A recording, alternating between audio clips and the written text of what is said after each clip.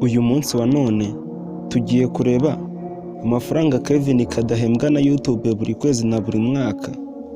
Uze gukanda subscribe kandi like tujye tubana buri munsi.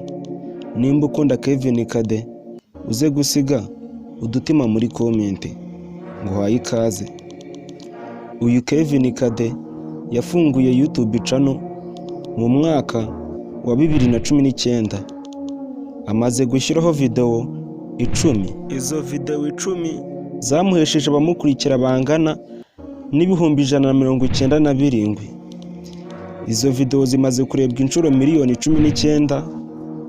Uyu Kevin Kade ukwezi gushize yinjije abasubscribers ibihumbi 9.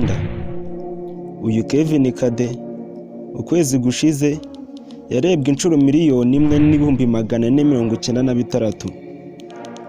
Noneho reka turebe amafaranga uyu Kevin kadahembwa na YouTube buri kwezi na buri mwaka.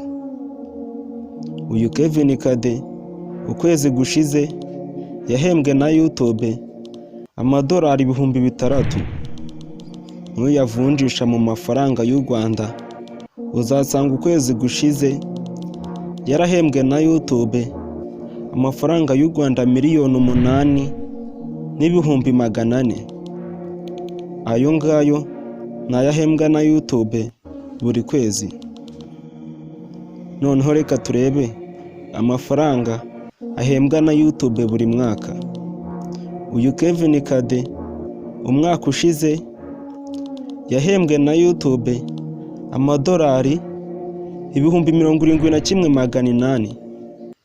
Nuyavunjisha mu mafaranga y'u Rwanda uzasanga umwaka ushize yarahembwe na YouTube amafaranga y'u Rwanda miliyoni 100. Urumva ko ari amafaranga menshi uyu Kevin kadahembwa na YouTube buri kwezi na buri mwaka. Akaba ari nako tuganye ku musozo w'iki kiganiro.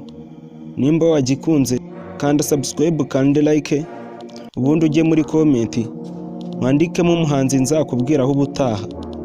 Iyi ni Jean Paul TV Show. Bye bye, ndabakunda cyane.